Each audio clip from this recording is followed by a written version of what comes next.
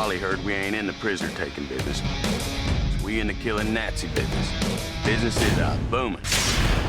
Here's the thing. It is a World War II movie. It's just different than any World War II movie ever made, all right? But I think it's still a World War II movie. But it's not your daddy's World War II movie. 99999! Oh, yes. You've got the world's biggest movie star, Brad Pitt, in this film. What was that collaboration like? We've always been wanting to work together. That's about it. Or not. And one of the things that was so fun about working with Brad was he liked the character so much that he would just kind of stay in character for the most part. If I asked Brad a question, Aldo would more or less answer it. Well, we're all tickled to hear you say that. There's something you don't know. Hitler's attending the premiere. Diane literally just came in there and literally after her audition, because she was going to get this part or know the reason why. Is that the plan? She was pretty much camera ready when she did her audition.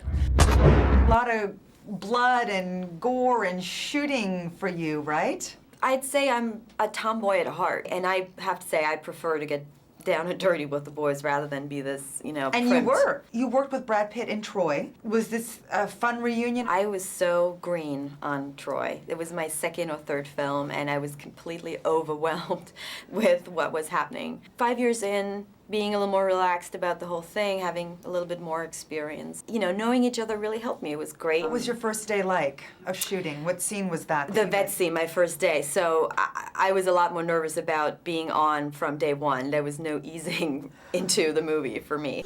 You still get us in that premiere? I don't see me tripping the light fantastique up red carpet anytime soon. People know you best from television's The Office. Were your office cohorts jealous, envious, helpful? I've worked with all these guys for, 5, 6 years on The Office. Yeah. And we've gone through so much together, and we know each other so well. And yet, after this movie, I was like the guy who did the Tarantino movie.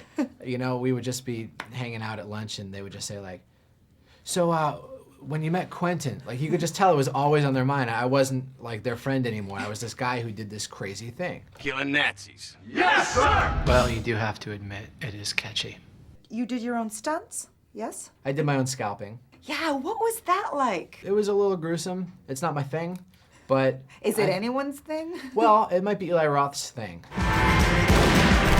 You're getting pretty good at that. So your character's wielding this bat. He's very violent. Yeah, in fact, everybody thought, well, I said to Quentin, I said, now that you cast me, actually the whatever baggage I would bring from being the guy who made Hostiles actually works in the character's favor. People think I've already killed those people for real. Eyes forward!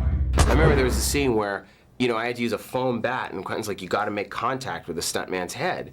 And he said, the way that stuntmen get hurt is the actors do it half speed. But if you just do it once correctly, he's fine, and we rehearsed it, and we said this, but boom, first take, I broke the bat in half and knocked him out. And I felt so bad, and the guy woke up, he's like, no, it's okay, and Quentin's like, that was great, we got it! I want that kind of expectation. I want you to expect the world from me, and I want to deliver the world one way or the other.